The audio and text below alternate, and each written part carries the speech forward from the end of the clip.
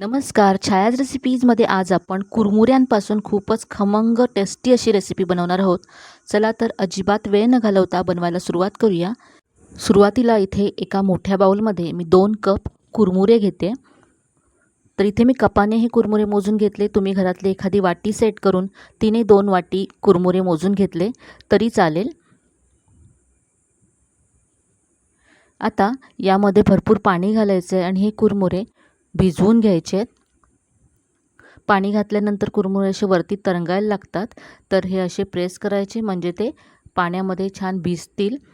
असेच आपण हे कुरमुरे 10 मिनटं पाण्यामध्ये ठेवून देऊया, म्हणजे अगदी सॉफ्ट होतील ते.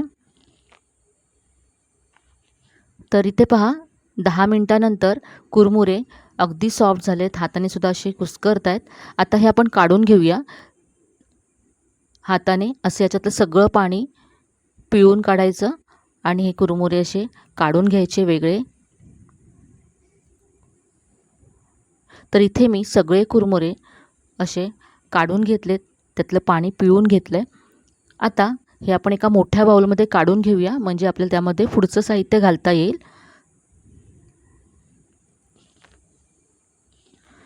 आता इथे मी एक मध्यम आकाराचा कच्चा बटाटा सोलून घेतला आहे. हा किसून घ्यायचा आहे. तर या कुरमुऱ्यांमध्येच हा बटाटा मी किसून घेते. बारीक किसणीने किसून घ्यायचा, म्हणजे याचा बारीक असा किस येईल. इथे मी सगळा बटाटा किसून घेतला आहे. आता यामध्ये बारीक चिरलेला कांदा घालायचा आहे. एक मध्यम आकाराचा कांदा मी बारीक चिरून घेतला. यानंतर बारीक चिरलेली हिरवी मिरची घातले. किसलेलं आलं घालायचं आहे. अर्धा इंच आलं मी किसून घेतलं. यानंतर इथे मी अर्धा चमचा जिरं घालते. चवीप्रमाणे मीठ घालायचं आहे. इथे आता मी अर्धा चमचा लाल तिखट घातलं आहे. तुम्ही तुमच्या चवीप्रमाणे घाला. यानंतर बारीक चिरलेली कोथिंबीर घालायची आहे. आता यामध्ये पाव कप तांदळाचं पीठ घालायचं आहे. तर ज्या कपाने आपण कुरमुरे मोजून घेतले त्यानेच मी इथे पाव कप तांदळाचं पीठ मोजून घेतलं आहे. यानंतर पाव कप इथे बेसन घातलं आहे.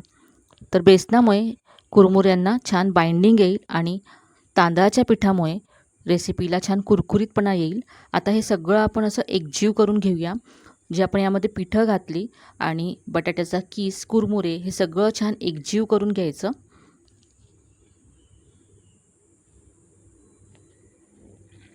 सगळं मी हे असं मळून घेतलं आणि यामध्ये आपल्याला अजिबात पाणी घालायचं नाही आहे. कुरमुऱ्यामध्ये मॉइश्चर आहे. तसंच आपण यामध्ये कांदा घातला आहे, त्यालासुद्धा पाणी सुटतं. जर तुम्हाला हे जास्त सैलसर वाटत असेल तर तुम्ही यामध्ये आणखी पाव कप तांदळाचं पीठ घालू शकता. तर हे असं मी मळून घेतलं आहे, एकत्र करून घेतलं आहे. आता हाताला तेल लावून घ्यायचं आणि असं थोडंसं मिश्रण हातामध्ये घेऊन याचे आपल्याला वडे बनवायचे आहेत. तर इथे आता आपल्याला मेदूवड्याचा जो शेप असतो तो याला द्यायचा आहे. हातावर घेऊन असं चपट केलं मी आणि असा सेंटरला होल करून घेतला. पाहू शकता अगदी सहज तुम्ही याला शेप देऊ शकता. अगदी मस्त असे हे वडे तयार होतात.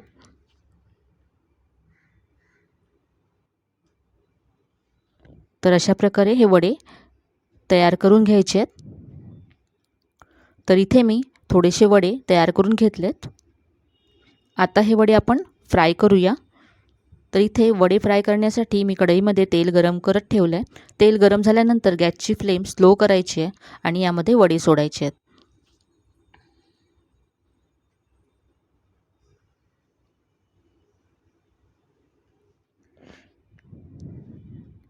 इथे एका वेळेस मी 3 वडे सोडलेत. एका बाजूने फ्राय झाल्यानंतर आपण हे वडे उलटून घेऊया.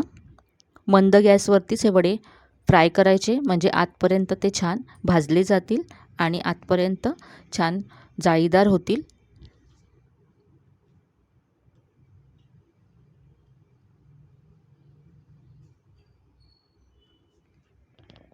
कुरमुऱ्यांमुळे हे वडे खूपच मस्त कुरकुरीत असे होतात. तर इथे मस्त असा गोल्डन ब्राऊन रंग आला आहे वड्यांना. याच्यातलं तेल असं निथळून आपण हे वडे काढून घेऊया.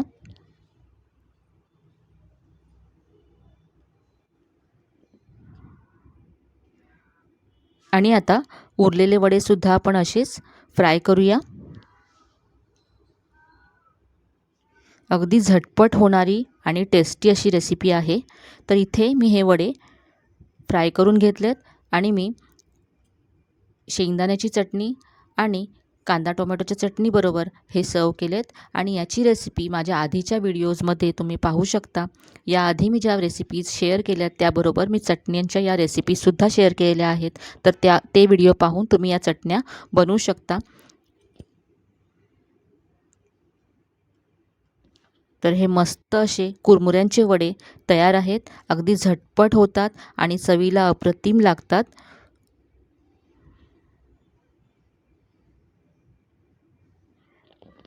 मस्त कुरकुरीत होतात तांदळाच्या पिठामुळे आणि बेसनामुळे थोडासा सॉफ्टनेससुद्धा येतो त्याला. वरून क्रिस्पी, आतून थोडेसे सॉफ्ट असे हे वडे मस्त होतात. अगदी झटपट होतात आणि यामधलं साहित्यसुद्धा घरी उपलब्ध असेल असंच आहे. तर इथे मी एक वडा तुम्हाला तोडून दाखवते. तर इथे पाहू शकता आतपर्यंत मस्त असा जाळीदार वडा तयार झाला आहे. आतपर्यंत फ्राय झाला आहे. तर आजची ही रेसिपी तुम्हाला कशी वाटली कमेंटमध्ये नक्की कळवा. रेसिपी जर आवडली असेल तर व्हिडिओला जास्तीत जास्त लाईक करा, शेअर करा. चॅनलवर नवीन असाल तर चॅनलला सबस्क्राईब करायला विसरू नका. चला तर मग पुन्हा भेटूया अशा छान छान आणि नवीन नवीन रेसिपीसह.